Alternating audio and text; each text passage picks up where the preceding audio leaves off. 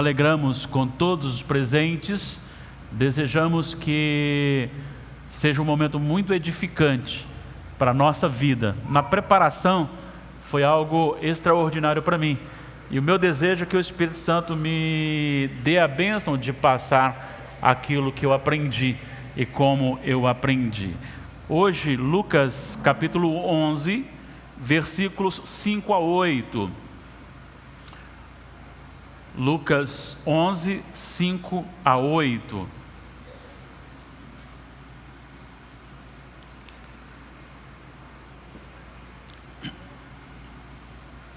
Mesmo assentados, leremos alternadamente. Eu lerei os ímpares e a igreja os pares. Lucas 11, 5 a 8. A parábola do amigo importuno. Disse-lhes ainda Jesus: qual dentre vós, tendo um amigo, e este for procurá-lo à meia-noite, e lhe disser: amigo, empresta-me 3 pães,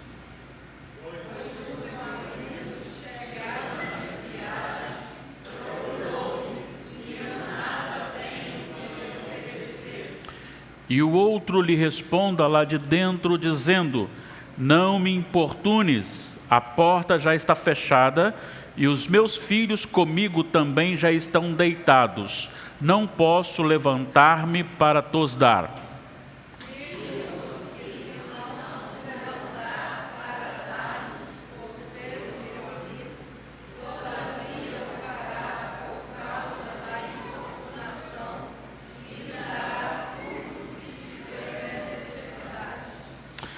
Que a bênção do nosso Deus seja conosco, que nos edifique, que nos conduza a um conhecimento maior com Ele, uma intimidade maior com Ele, um entendimento maior da Sua vontade, da Sua palavra, e nos encoraje mais e mais a buscá-lo. Nosso tema de hoje é: não desista de orar.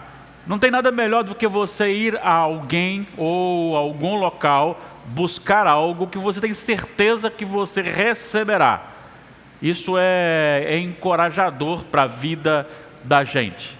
E quando a gente pensa no contexto da oração, a gente muitas vezes não desenvolve o hábito e o bom hábito da oração.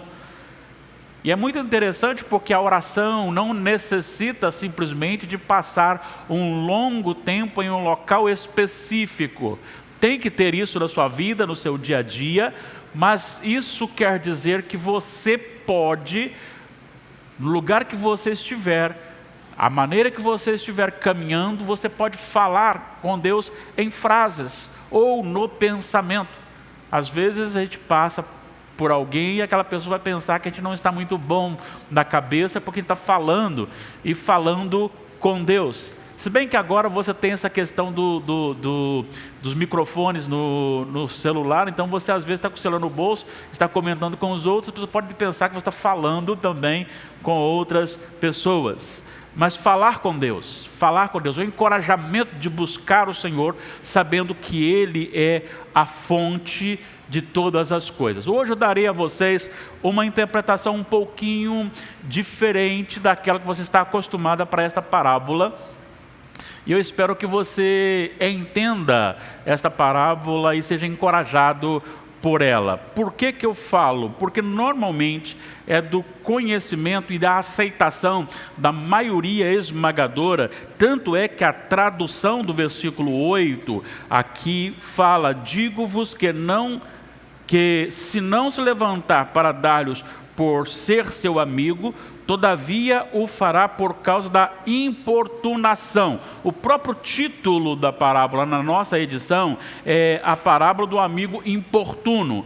Mas eu queria conduzi-los numa interpretação que acho ser mais direta ao texto, que me conduz a uma visão um pouco diferente. E para isso eu quero fazê-lo retornar ao contexto anterior e saltar para o contexto posterior. O contexto anterior, que vai do capítulo 11, 1 a 4, você tem uma informação de que Jesus estava orando orando em certo lugar. E quando ele terminou, os discípulos lhe pediram que lhe ensinassem. Um dos discípulos lhe pediu: Senhor, ensina-nos a orar, como também João ensinou aos seus discípulos. E Jesus ensina-os o princípio, o modelo da oração. Esta oração ensinada aqui e também registrada em Mateus, capítulo 6, 9 em diante, não significa que você tem que orar desta forma, com estas palavras. São o direcionamento da oração. E você percebe Jesus chamando para o anseio inicial, primário da sua vida, tem que ser Deus. Por isso, então, ele se dirige: Pai, santificado seja o teu nome, venha o teu reino. E depois ele passa, então, para o pão de cada dia, porque ele prioriza a questão de Deus. Então ele ensina a orar. No contexto posterior, você tem uma expressão do 9 até o 13 que indica persistência, que é pedir, dar-se-vos-á, buscai e achareis, batei e abrir-se-vos-á, pois todo que pede recebe, o que busca encontra, e a quem bate abrir-se-lhe-á. E ele fala a respeito do Pai, que se o filho lhe pedir pão, lhe dará uma pedra, ou se lhe pedir um peixe, lhe dará uma cobra, ou se lhe pedir um ovo, lhe dará um escorpião. E no versículo 13 ele encerra dizendo assim: ora, se vós que sois maus, sabeis dar boas dádivas aos vossos filhos, quanto mais o Pai Celestial dará o Espírito Santo àqueles que lhe o pedirem. Ele está tratando agora de uma questão de persistência. Então ele começa anteriormente de 1 a 5, ou melhor, de 1 a 4, ensinando a oração. Ele é o modelo de oração, ele está orando. Após a sua oração, ele é solicitado como orar, ele ensina a oração. Mas agora, no contexto posterior, ele está chamando a persistência da oração. Continue orando, peça, bata, busque e bata. A questão é uma questão contínua. Mas e esse texto que normalmente é interpretado, inclusive traduzido aqui como uma importunação, seria ele também uma persistência? No meu modo de entender, seguindo então uma análise bem detalhada, exegética, de um comentarista que viveu no Oriente Médio por mais de 20 anos, no meio dessa cultura, eu fui convencido e quero apresentar não uma questão relacionada à persistência da oração, mas o encorajamento à oração. Aí você fica então, o 1 a 4, ensinando a orar, 5 a 8, encorajando a oração, e de 9 a 13, a persistência da oração. Então hoje vamos ver nesta parábola o encorajamento da oração. E isso está bem claro aqui, como nós vamos trabalhar com a parábola em tela. Esta parábola, ela é diferente das demais, porque normalmente você tem a parábola da seguinte forma: certo homem saiu a fazer assim, assim, assado. Nesta não, olha só como ele começa: disse-lhes ainda. Por que disse-lhes ainda? Porque ele está no segmento do primeiro bloco.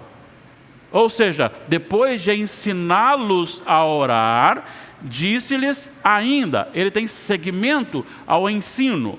E quando ele chama a atenção deles para o que vai falar agora, ele chama para uma hipótese. Pensem comigo. Pensem comigo. Ele não diz assim: e aconteceu isso. Ele diz assim: pense que, e se acontecesse isso? É diferente. Esta parábola, ela é um chamado a refletir sobre um caso possível, hipotético, não no sentido de aconteceu isso, mas se acontecer isso, é possível acontecer? Então aqui é muito mais como se fosse uma pergunta para os discípulos do que uma parábola contada. E por que esta parábola é contada como se fosse uma pergunta? Porque ele vai dizer aqui, disse-lhe Jesus: Qual dentre vós, tendo um amigo, e este for procurá-lo à meia-noite, e lhe disser: amigo, empresta-me 3 pães, pois um meu amigo, chegando de viagem, procurou-me, e eu nada tenho para que lhe oferecer? E o outro lhe responda lá de dentro, dizendo: não me importunes, a porta já está fechada, e os meus filhos comigo já estão deitados, não posso levantar-me para te dar. A questão aqui é possível isso acontecer? A pergunta de Jesus para os discípulos é possível acontecer isso? E eu vou então mostrar para vocês por que esta pergunta é dirigida aos seus discípulos em forma de parábola. É bom lembrar que as casas eram pequenas, normalmente 1 ou 2 cômodos, a cozinha era do lado de fora ou sobre o telhado, a porta ficava fechada durante o dia e à noite fechava-se, trancava-se a porta e espalhava ali esteiras no chão para que todos dormissem num ou 2 cômodos da casa. E uma vez que tivesse que acender a lâmpada, a lamparina, automaticamente você acordaria alguém realmente. Então você tem um detalhe importante aqui. Aquela pessoa que vai procurar, ele vai procurar à meia-noite. Já estão dormindo, já estão deitados e possivelmente dormindo. E aqui você tem uma expressão interessante, porque o amigo, ele não bate a porta, ele chama. E por que ele chama? Porque bater a porta num local mais ermo, numa aldeia, bater a porta tarde da noite, causaria muito medo à pessoa que estava lá dentro para abrir. Então ele chama essa pessoa, e essa pessoa possivelmente, então, será que essa pessoa responderia, atenderia, não atenderia? Então, por que Jesus está fazendo esta pergunta? Porque naquela cultura, as aldeias, elas eram formadas de alguns princípios interessantes. Por exemplo, numa aldeia em que havia 100 habitantes, e chegasse um hóspede na casa de aquele hóspede, ele era o hóspede da aldeia e não daquela pessoa.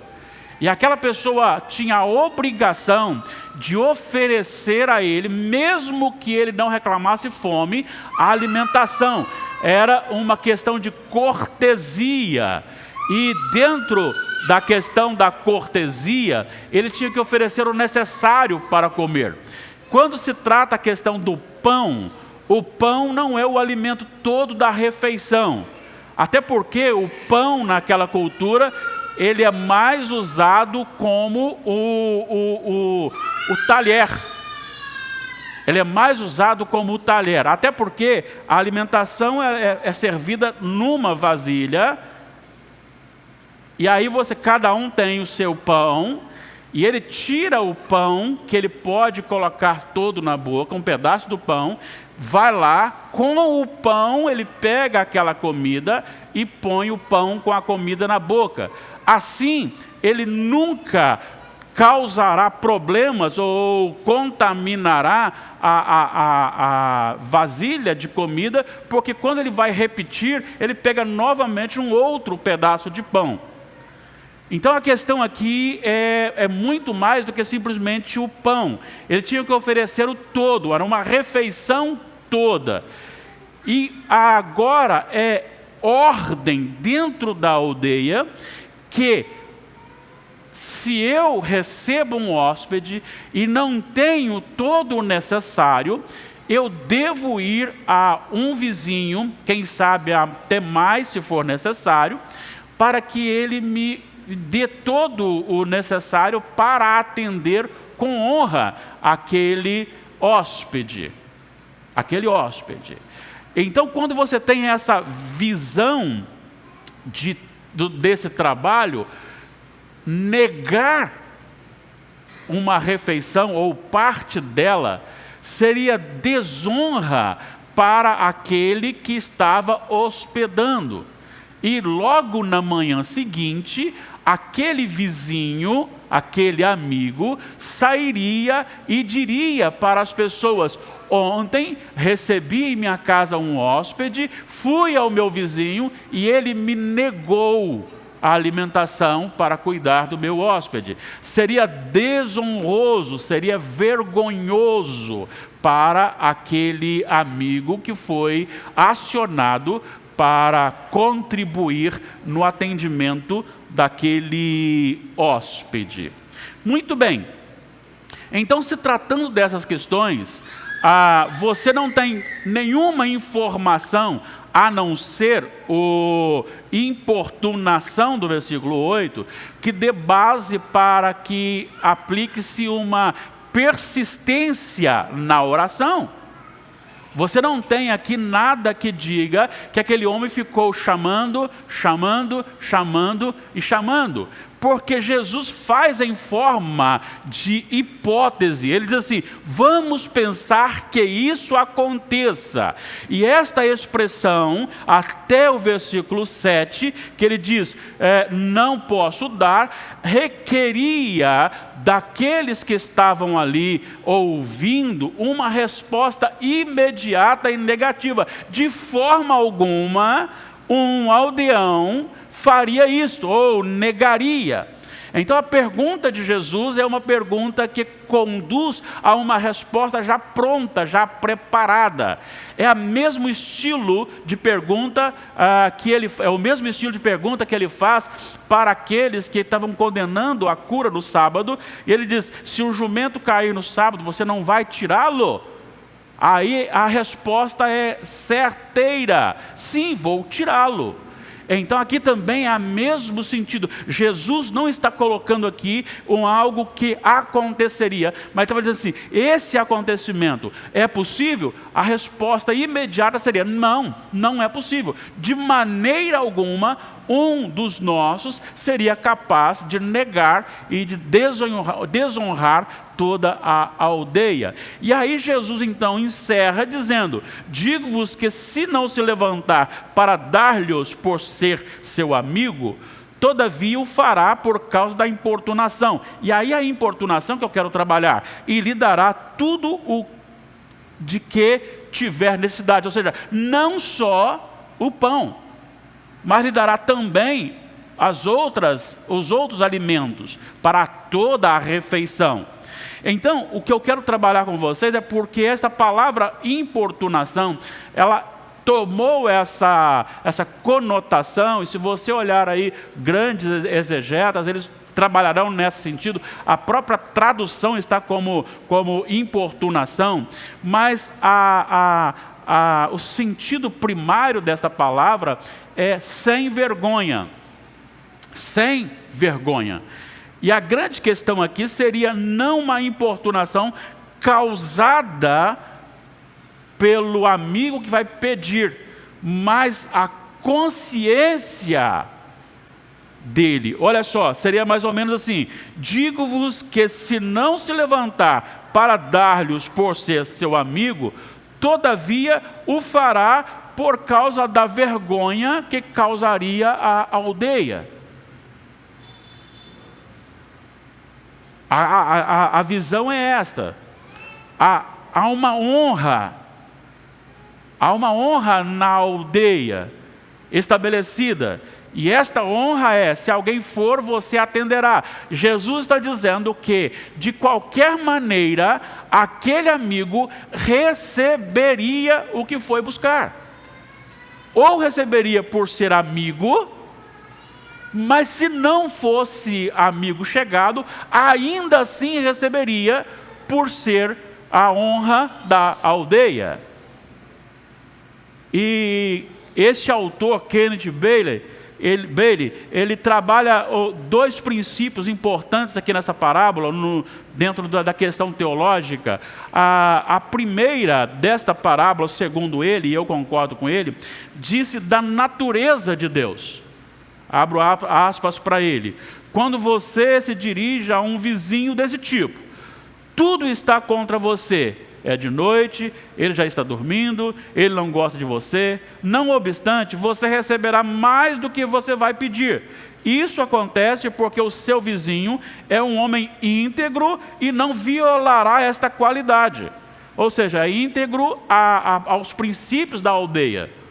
Ainda que ele não tudo esteja contra você, ele ainda assim vai lhe atender. Por quê? Porque tem um princípio na aldeia, então ele vai lhe atender por causa deste princípio. Aí ele fecha: o Deus a quem você ora também possui uma integridade e não a violará. Além disso, ele faz por amor, ele nos ama. Não é só uma questão de Deus ser a questão de honra. Por quê? O que o autor está dizendo aqui, que Lucas está registrando essa parábola de Jesus, é como Jesus estivesse dizendo o seguinte: se um homem que é imperfeito, ele tem dentro do princípio estabelecido uma honra a cumprir, quanto mais o Senhor, que já prometeu abençoar, recompensar aqueles que o buscam em oração. Então é da natureza de Deus atender, recompensar aquele que ora. E aí ele acrescenta: ainda mais porque Deus ama. É diferente da possibilidade deste homem. O segundo princípio deste conglomerado teológico é a certeza para o homem.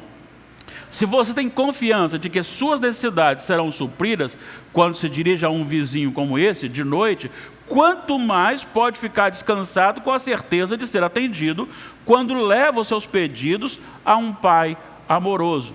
Então, o todo da parábola, e eu estou seguindo, entendendo dessa forma também, o princípio estabelecido do encorajamento, é que Deus tem uma natureza, e a natureza de Deus é que Ele prometeu responder, recompensar a todos aqueles que o buscam em oração.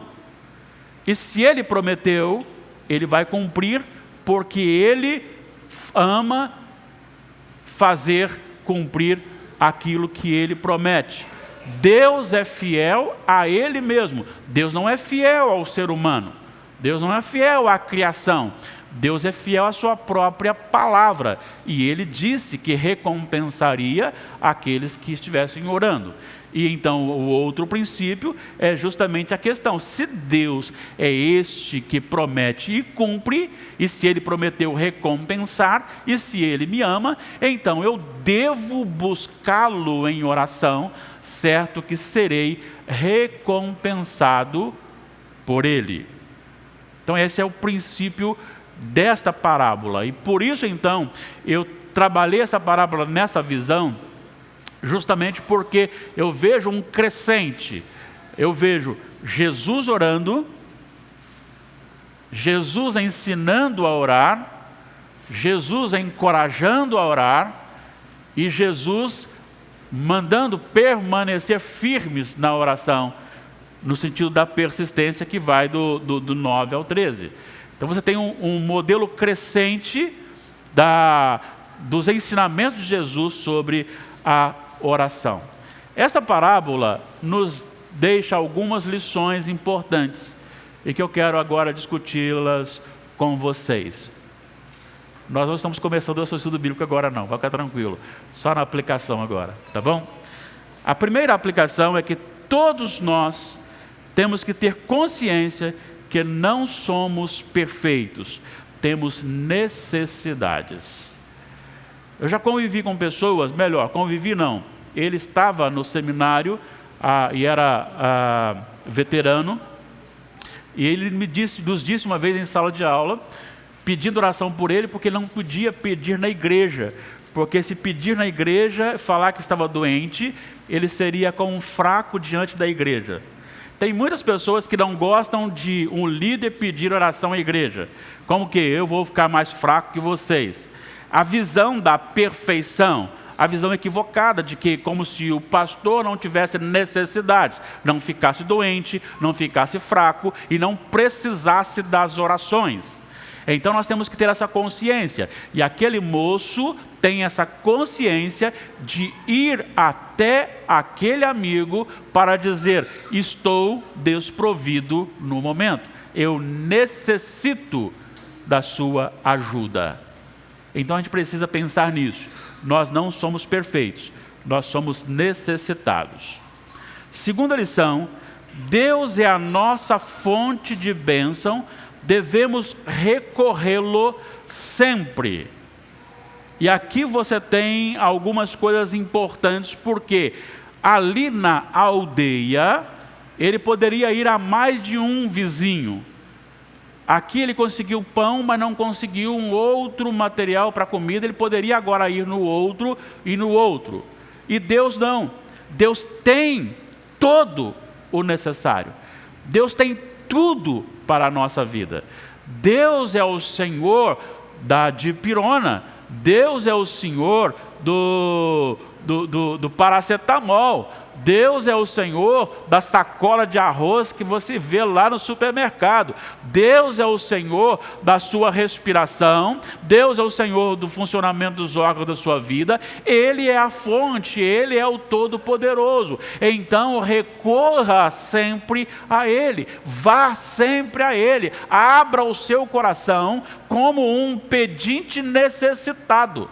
Vá ao Senhor em nome de Jesus. Tenha o hábito de colocar todos os detalhes da sua vida na presença do Senhor, principalmente o seu relacionamento com Ele mesmo. Mas faça isso, busque-o em oração, seja encorajado a buscá-lo, porque Ele é a fonte, é Ele que libera a bênção, é Ele que abre portas, é Ele que fecha portas, é Ele que lhe dá a provisão diária, é Ele que levanta o médico na hora certa, com a inteligência certa, que dá sabedoria para um diagnóstico, é Ele que governa todas as máquinas, é Ele que governa a ciência, Ele tem toda a provisão. Pode e deve buscar sempre o Senhor em oração. Terceira, podemos ir ao Senhor a qualquer momento da vida, seja de dia, de noite, Ele sempre nos ouvirá com amor. A gente precisa entender umas coisas. Eu já ouvi muitas pessoas falarem equivocadamente que a oração da madrugada é uma oração mais poderosa. Se você deixar de dormir para orar, Deus vai te atender mais porque você está sacrificando. Não tem nada disso. Não tem nada disso. Você pode escolher orar da madrugada por ser um momento mais silencioso.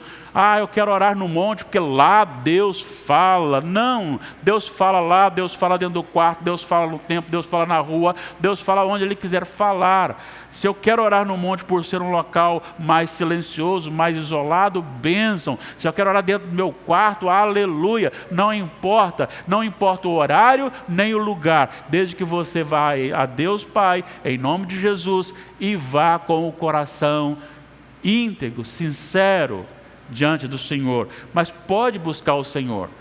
Ele não terá dificuldade, não terá ninguém dormindo para não lhe atender. Ele está pronto para lhe atender. 4, não precisamos ter vergonha de recorrer a Deus, pois Ele mesmo determinou isso. Quando eu disse sobre meu colega, muitas pessoas têm esse medo, a vergonha de dizer: olha, eu preciso. Às vezes nós não compartilhamos o nosso fardo porque temos vergonha. Não, eu sou crente, não posso falar que eu estou com depressão. Não, eu sou crente, não posso falar que estou com dificuldade financeira. Não, eu sou crente, não posso falar que eu estou passando alguma necessidade. Não, a gente precisa entender que a gente precisa buscar o Senhor, não ter vergonha de buscar o Senhor, porque Ele tem uma honra a cumprir, que é a sua própria palavra. e Ele nos ouvirá. Então nós precisamos ter esse acesso livre a Deus, com o coração sincero, aberto e disposto a contar a Ele, assim como uma criança faz, assim como o pai faz, assim como o filho faz com o pai. Sabe, tem uma coisa que me chama muita atenção?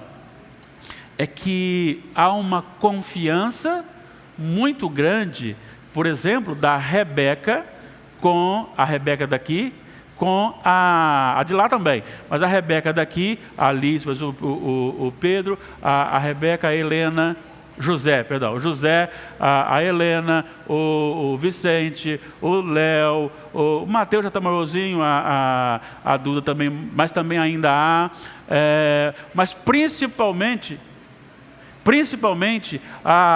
os menorzinhos, porque para eles não está nem aí se tem crise, se não tem crise. Eles olham para o pai e falam assim: não, meu pai vai me dar comida. Chegou na hora, choram, quero comida, quero mamar, quero leite, quero comida. Eles apenas choram e pedem. Por quê? Porque na cabeça deles, quem manda em tudo é o pai. É o provedor, né? A mãe vai resolver, você vai se virar. Então eles não estão nem aí se tem crise, se não tem crise. Nós deveríamos agir assim para com Deus. Apenas vamos a Deus. Ele é o Senhor da crise. Ele é o Senhor Todo-Poderoso. Vamos a Ele. Olha, eu não tenho condições de fazer. Eu preciso do Senhor. Número 5. O Senhor sempre nos dará todo o nosso necessário. Sempre mais. Sempre mais. Recentemente eu tive que trocar os pneus do meu carro, do nosso carro.